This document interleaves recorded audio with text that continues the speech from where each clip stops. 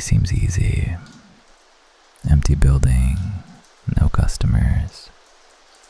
Just you and the cameras. 8 hours of nothing. Easy money. But here's the thing about an empty building. It's never really empty. There are sounds. The ones the building makes when no one's listening. Settling concrete. Air cycling through dead vents. The hum of lights that haven't been turned off in years. And sometimes there are sounds that don't belong to the building at all. Tonight, one shift, one mall, and the thing that waited inside it. Some jobs aren't worth what they pay you. Let's descend. The mall, the job, the routine. I was in my 3rd week when it happened. 3rd week at Oakwood Mall. The job was night security, a 2-story shopping center off Route 9 in Bridgeport, about 40 minutes outside the city. Built in 1987, you know the type. High ceilings, skylights, a fountain in the center court that hadn't run water in years. It was a mall that peaked in the 90s. After that, it was always dying. The anchor stores, a Macy's upstairs, a JCPenney on the 1st floor, both closed in the same year. What remained was a GameStop hanging on by a thread.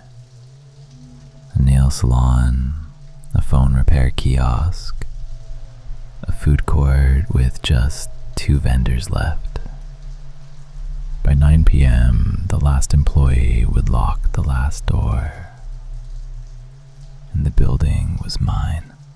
I was 22, community college, criminology major, which felt relevant at the time, but had nothing to do with why I took the job.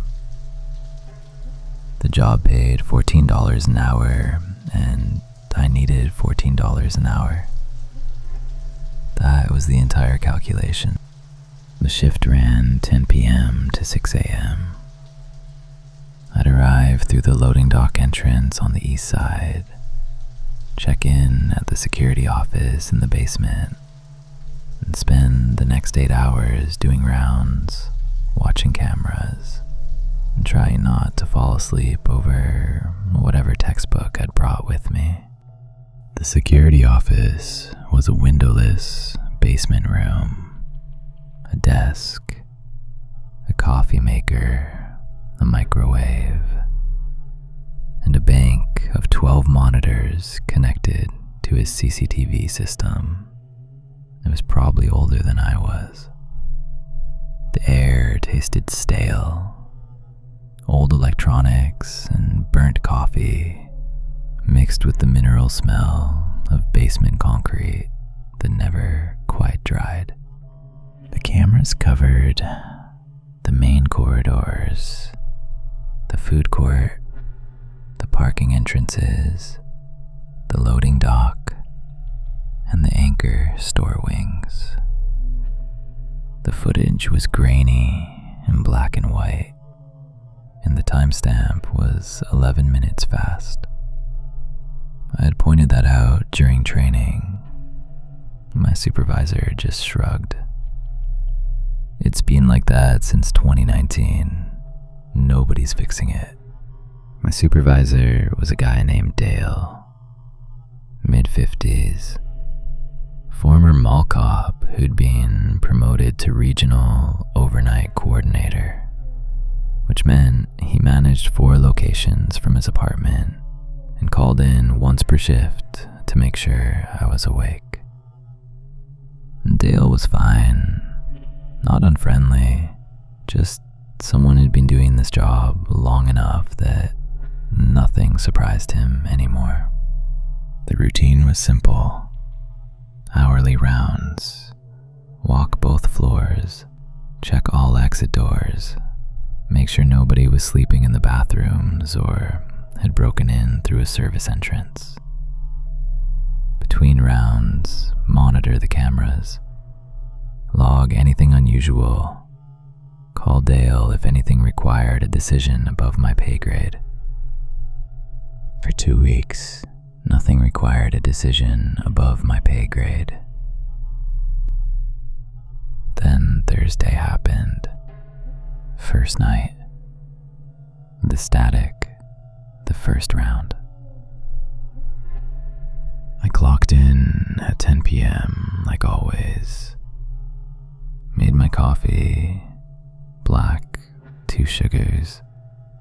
The kind of coffee that exists only to keep you vertical. Settled into the chair, opened my textbook, checked the monitors. 11 of the 12 cameras showed what they always showed. Empty corridors, still escalators, the parking structure lit by sodium lights that turned everything the color of old teeth. Camera 7, which covered the food court, was showing static. Not a total blackout, more like interference. The image flickered on and off. Every few seconds, a band of white noise would scroll across the frame. I made a note in the log. Camera 7, intermittent static. Recommend maintenance check. That was all. It didn't feel important. At 11 p.m., I did my first round. Flashlight in one hand, radio clipped to my belt. The mall at night was a different animal than the mall during the day. During the day, it was just sad. Empty stores with dusty display windows. A food court that smelled like old fryer oil. Fluorescent lights buzzing over nobody. At night, with half the lights off and no ambient noise from shoppers or music, it became something else. Every footstep echoed. My shoes on the tile produced this rhythmic tap that bounced off the walls and came back to me half a second later, like someone walking behind me at a slight delay. I'd gotten used to it by the second week, but I never liked it. The first floor was fine, doors locked, bathrooms empty. The fountain in the center court sat dry and dark. A few old pennies still visible at the bottom. Wishes that nobody had collected. I took the frozen escalator to the second floor. More of the same. The shuttered Macy's took up the entire east wing. Its entrance was gated with a rolling steel security door. Padlocked. I checked the lock. Solid. Moved on. Everything was normal. I went back to the office, refilled my coffee, and settled in for the long middle stretch of the night. At 12:33 a.m., the motion sensor on the second floor tripped. The system was old but functional. Each zone had a sensor tied to a panel in the security office. When one triggered, a red light would flash on the panel and a soft alarm would chime. Zone 6 was the east wing, the Macy's wing. I stared at the panel for a moment, then checked the cameras. Camera 9 covered that corridor. The image showed an empty hallway, the steel security gate, the darkened display windows of the stores flanking it, the patterned tile floor, nothing moving. Motion sensors in old buildings trip for all kinds of reasons. Rats, HVAC cycling, temperature changes that cause air currents. I'd gone upstairs for less every night for 2 weeks. It was my job. I wrote it in the log and went to check. The east wing was cold. Not just cool. The kind of cold that made my spine feel like it was trying to contract. The temperature drop hit my face first, like stepping into a walk-in freezer. My flashlight beam cut through the hallway, sliding over locked doors and dark glass. I walked the full length of the corridor, checked the security gate, still padlocked, checked the service entrance at the far end, locked. Nothing out of place, except one thing. There was a window display about halfway down the corridor. An old children's clothing store called Little Wonders, closed for maybe 2 years. The display still had mannequins in it, 3 child-sized mannequins in faded summer outfits. I'd walked past them every night for 2 weeks. I knew their positions by heart. 2 facing the corridor, 1 turned left, looking inward into the empty store. Now all 3 faced the corridor toward me. And the hair on my arms was standing straight up. That hot, electric sensation you get when something is watching you, and your body knows it before your brain does. I stood there for maybe 10 seconds, flashlight on the display. I knew how they were positioned. I'd walked past them 14 times. I didn't doubt myself. I just didn't understand why. I went back downstairs. The food court camera was the first thing I checked when I got back to the office. Camera 7 had cleared up. No more static. The image was sharp, steady. And there was someone sitting at one of the food court tables. A figure, sitting perfectly still in one of the molded plastic chairs, facing the camera. I couldn't make out features. The resolution was too low, the lighting too flat. Just a shape, human-shaped, dark clothing, sitting at a table in the food court of a locked building at 1 a.m. My first thought was that someone had broken in. It happens. Homeless people find ways into abandoned commercial buildings. I reached for the radio to call Dale, then stopped. I wanted to check the footage first.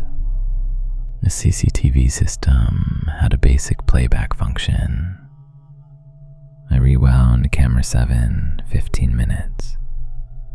Static, static, static. Then the image cleared and the figure was there. No entrance, no movement.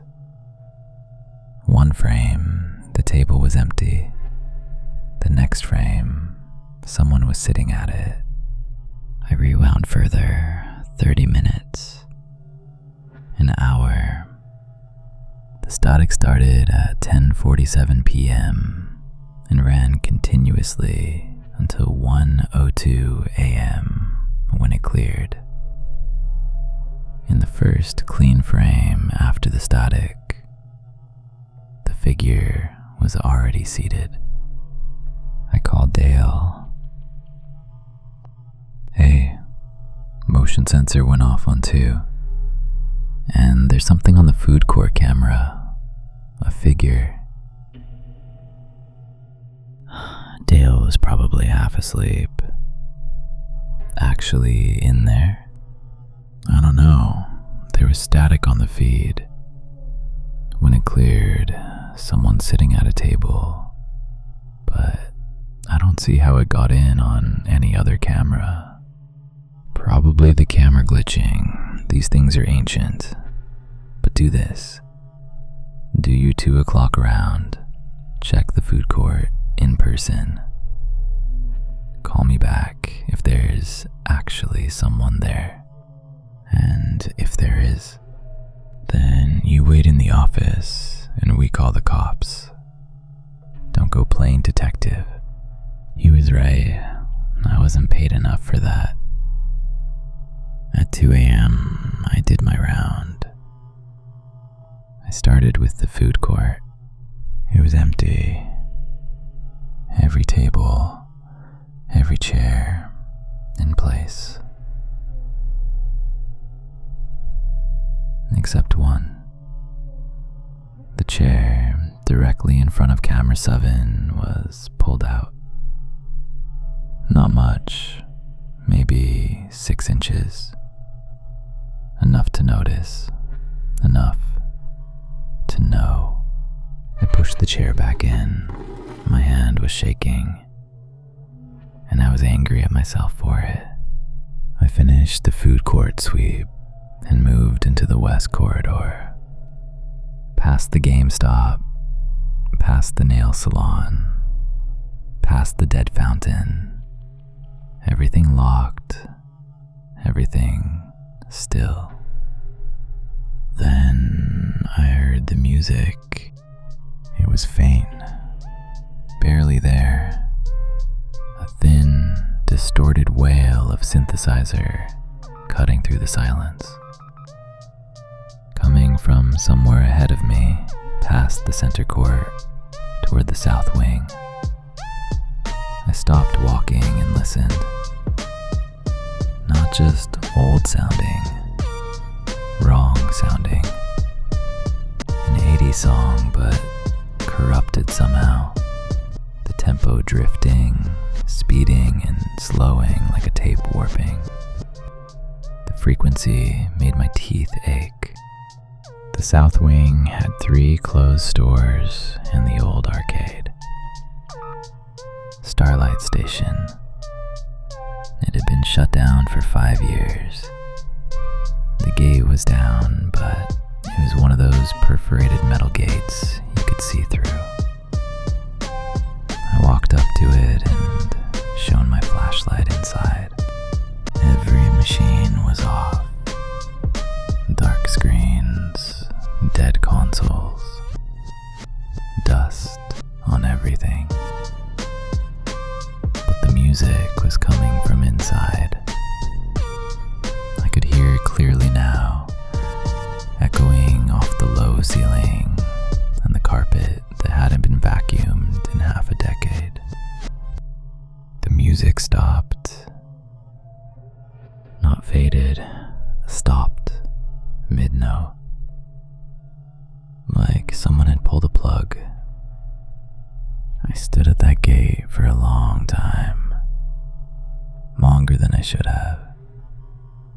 Part of me wanted to go in, to find the source, to prove it was a malfunction, a timer, a battery backup, something mechanical and boring.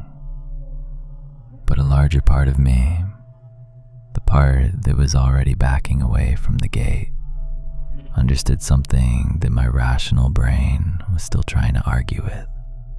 There was no power running to that arcade. There hadn't been for 5 years. I turned around and started walking back toward the security office. That's when my radio crackled. Not the normal white noise of interference. This was different. A burst of static. Then a voice. Clear enough to understand. Clear enough to make me stop in the middle of the corridor and hold my breath. It said my name. My name in my voice. Not Dale's voice. Not a dispatcher. My voice. Speaking my name the way you'd say someone's name to get their attention. Casual. Familiar. Like I was calling myself from somewhere else in the building. My fingers went numb around the radio. The plastic felt suddenly hot against my palm. I ran. I made it back to the security office in under a minute. Locked the door. Sat down in the chair. My heart was hammering so hard I could feel it in my fingertips. A rhythmic pounding that drowned out everything except the hum of the monitors. The monitors. I looked at the monitors. Camera 1, basement corridor outside my door. Empty. Camera 2, loading dock. Empty. Camera 3, first floor east. Empty. Cameras 4 through 12. I scanned them one by one, looking for the figure, looking for anything. When I got to camera 7, the food court, I stopped. The figure was back. Same table, same position, sitting perfectly still, facing the camera. I checked camera 5, first floor, west corridor. The figure was there too. Same figure, same posture, standing at the far end of the hallway, facing the camera. Camera 8, second floor landing, standing at the top of the frozen escalator. Camera 9, east wing, in front of the Little Wonders display. Camera 10, south wing, standing at the arcade gate. Every camera showed the same figure, same dark shape, same stillness. At first, I thought it existed everywhere at once. But then I noticed the timestamps. Camera 12, the far end of the parking structure. 12:47 a.m. Camera 11, parking entrance. 1:03 a.m. Camera 10, south wing. 1:15 a.m. Each camera had caught it at a different moment. The figure wasn't everywhere at once. It was moving, and the timestamps told me exactly where it was going. Toward me. Camera 3, first floor, east corridor. 2:12 a.m. Closer. Camera 4, center court. 2:23 a.m. Closer. Camera 2, loading dock hallway. 2:38 a.m. Much closer. I looked at camera 1, the basement corridor, directly outside the security office door. The figure was standing there. The timestamp read 2:47 a.m. less than 15 feet away from where I was sitting. I could see more detail now than on any other camera. The shape was tall, thin, its posture was wrong. Too straight, too still, the way mannequins stand. Its head was tilted slightly, the way a person tilts their head when they're listening to something on the other side of a wall. I was staring at the monitor when I heard the door handle move. Not a bang, not a slam, just the handle turning slowly.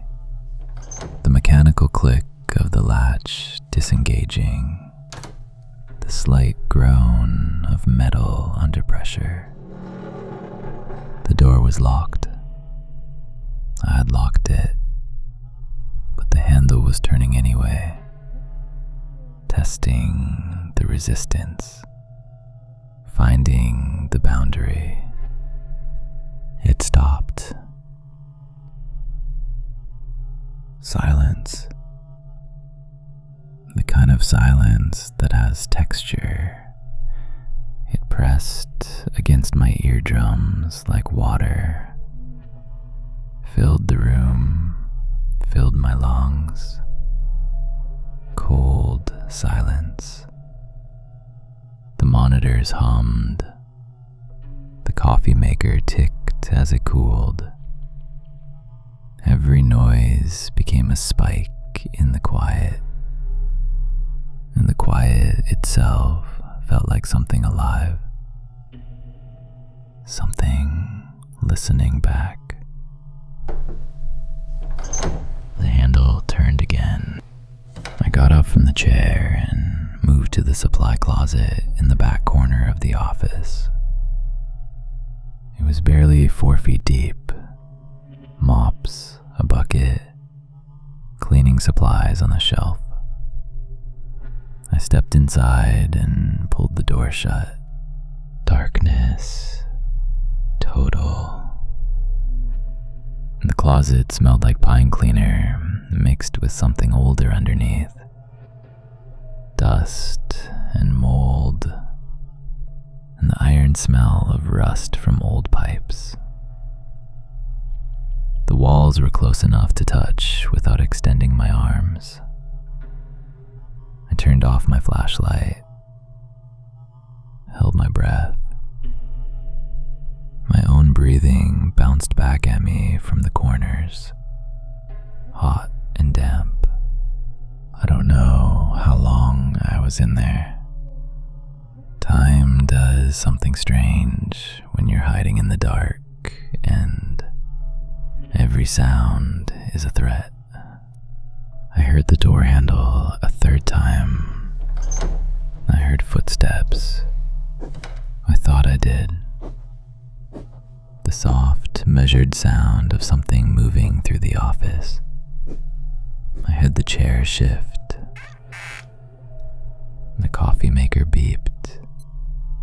The sound of someone pressing the brew button. Then nothing. Nothing.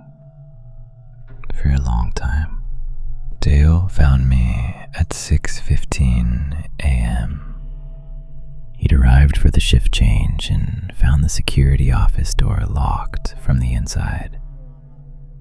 He used his master key, found the monitor still running, the logbook open on the desk, my coffee cold in the mug.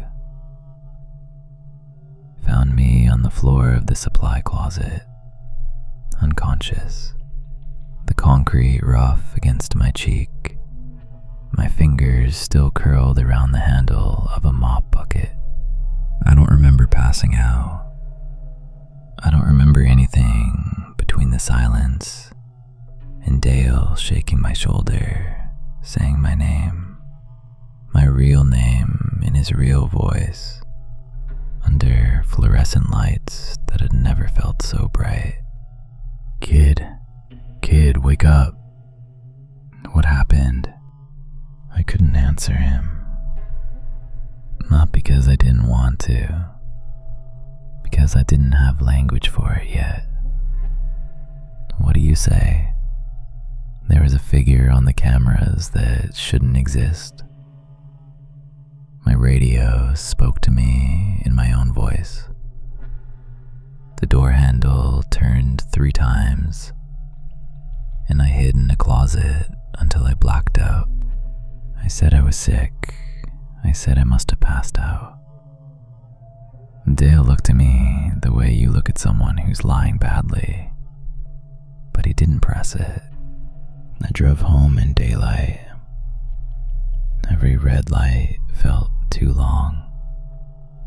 Every shadow in my peripheral vision made my hands tighten on the wheel. I called Dale that afternoon and quit. He didn't try to talk me out of it. I think he'd heard this before. Here's the part that stays with me. 2 days after I quit, Dale called. He never called former employees, but his voice was different, quieter, like he was choosing his words in the dark. Kid, I pulled the footage from your shift. I was gonna delete it, standard procedure, but I reviewed it first. I didn't say anything. The static on camera 7 is there, like you logged. And after it clears, there's someone sitting at that table, clear as day. Shows up on every other camera too. Same figure, getting closer. Last one, camera 1, the hallway right outside your office. 2:47 a.m. Silence on my end. 22 years doing this job, Dale said quietly. I've seen glitches, artifacts, rats that look like people on a bad monitor. This isn't that. He stopped talking. I'm not asking what happened. Don't need to know. Just wanted you to know. You made the right call leaving. He hung up. I never spoke to Dale again. I never went back to Oakwood Mall. It closed permanently 8 months later. Last I heard, a developer bought the property and tore the building down. Condos now, probably. Or a parking lot. Something clean and new built on top of something old and wrong. But sometimes, late at night, when I'm in a building that's too quiet, a library after hours, a parking garage, an office after everyone's gone home, I hear it. Faint, barely there. That same thin, warped synthesizer bleeding through the walls. The moment I recognize it, my stomach drops. The temperature in the room plummets. The hair on my arms stands up. And I know, without looking, without investigating, I know I need to leave now. And I do. No investigation, no source hunting, just the door and daylight. Because the mall taught me something, that empty buildings breathe, that the hours between midnight and dawn belong to something else. spaces don't stay abandoned. They wait. Some jobs aren't worth minimum wage. Some shifts you never really clock out from. This